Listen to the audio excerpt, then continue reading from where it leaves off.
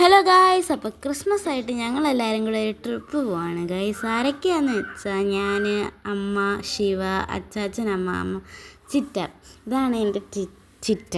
അപ്പം ഞങ്ങളെല്ലാവരും കൂടെയാണ് ട്രിപ്പ് പോകുന്നത്. ഞങ്ങൾ പോകുന്നത് കന്യാകുമാരിയിലാണ് ഗായ്സ്. അങ്ങനെ ഞാൻ സെക്കൻഡ് ടൈമാണ് ട്രെയിനിൽ കയറുന്നത്. ഭയങ്കര എക്സൈറ്റഡ് ആയിട്ടാണ് ഞാൻ പോകുന്നത്. ശിവയും അതേ കണക്ക് തന്നെയാണ്, സെക്കൻഡ് ടൈമാണ് ട്രെയിനിൽ പോകുന്നത്.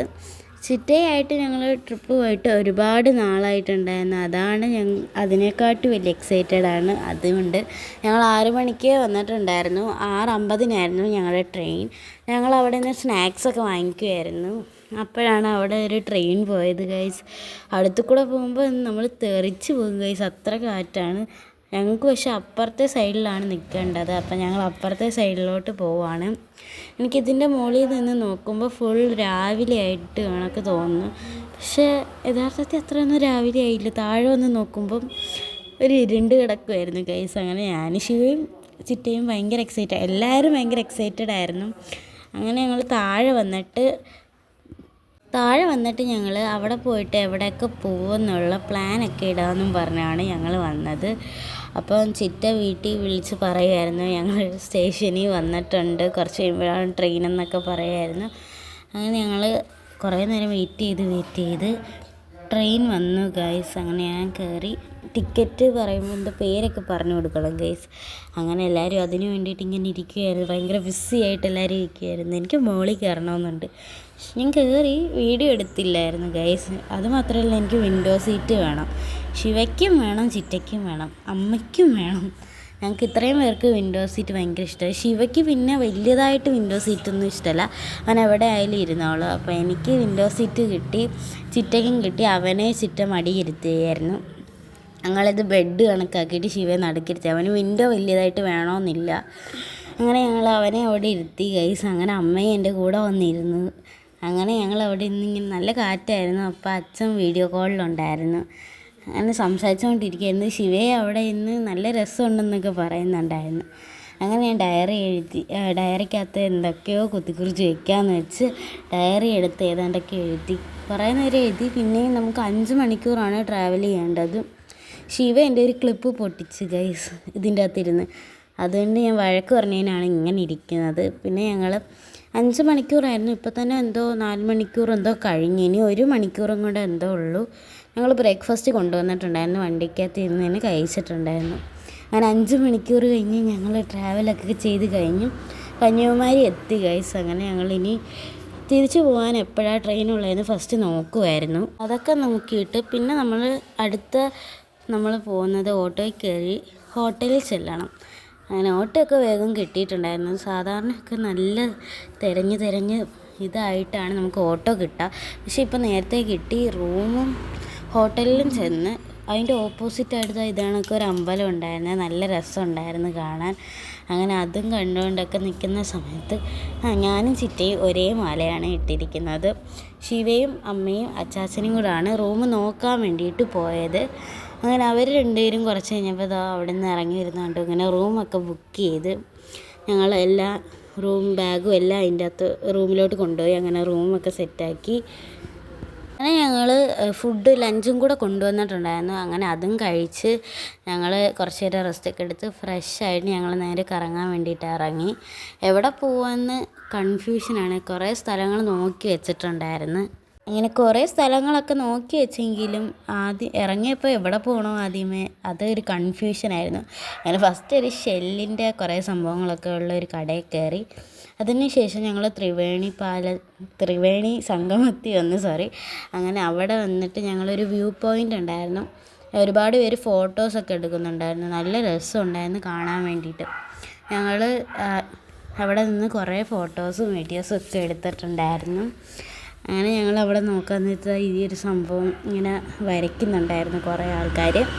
അത് നല്ല രസമുണ്ടായിരുന്നു. ഞങ്ങളതൊക്കെ നോക്കിക്കൊണ്ടിരിക്കും. പിന്നെ സൺഗ്ലാസ് വാങ്ങിച്ചിട്ടുണ്ടായിരുന്നു.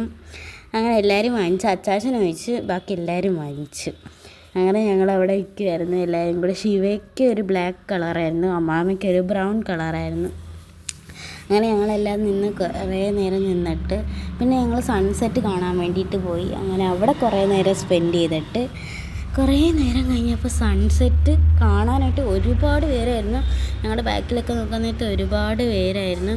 ഇന്ന് ഞങ്ങൾ വിവേകാനന്ദ പാറയിൽ പോയില്ല ഗൈസ്. അവിടെ ഭയങ്കര തിരക്കായിരുന്നു. അതുമാത്രമല്ല 4 മണി ആയപ്പോഴത്തേക്ക് അവിടെ അടച്ചിട്ടുണ്ടായിരുന്നു. അവിടെ നിൽക്കുന്നവർ മാത്രമേ കയറ്റത്തുള്ളായിരുന്നു. അപ്പോൾ രാവിലെ പോകാമെന്ന് വെച്ചു. സൺസെറ്റ് കാണാൻ പോയപ്പോഴത്തേക്ക് സണ്ണാണെങ്കിൽ മേഘത്തിൻ്റെ ഇടയ്ക്ക് കയറിപ്പോയി ഗൈസ്. അങ്ങനെ എൻ്റെ ബാക്കിൽ ചെറുതായിട്ട് നോക്കിയാൽ മതി ഒരുപാട് ആൾക്കാരെ കാണാൻ പറ്റും. പിന്നെ ഞാനും ചിറ്റയും ഒരു ബാഗ് വാങ്ങിച്ചു.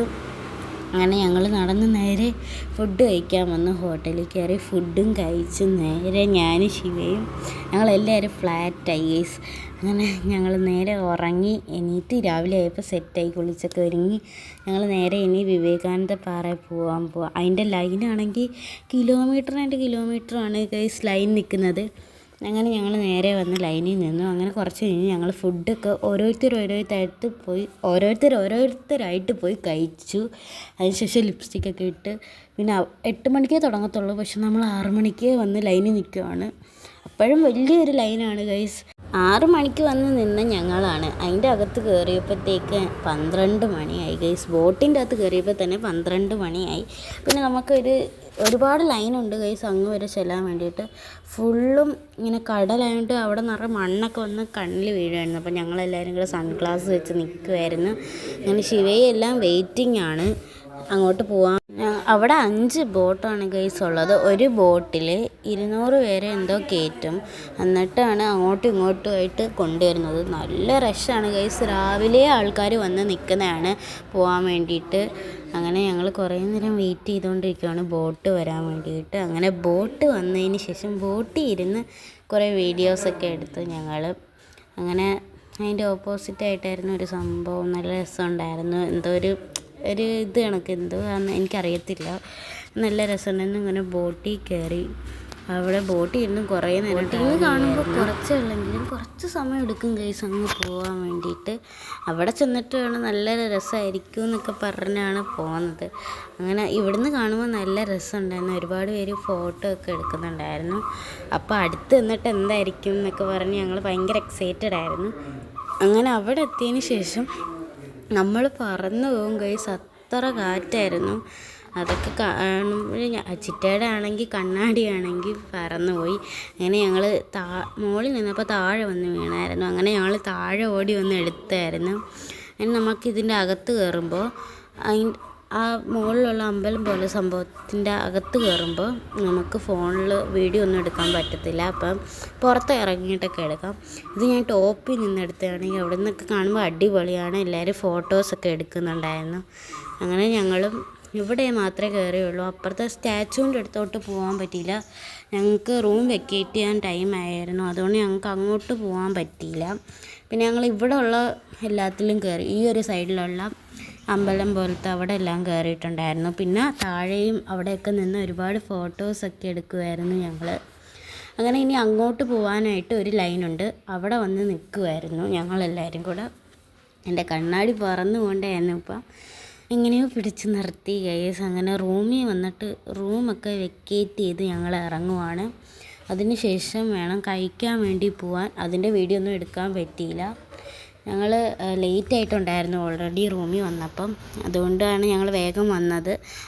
അവിടെ സ്റ്റാച്ചുവിൻ്റെ അവിടെ പോകാൻ വേണ്ടിയിട്ട് പറ്റിയില്ല.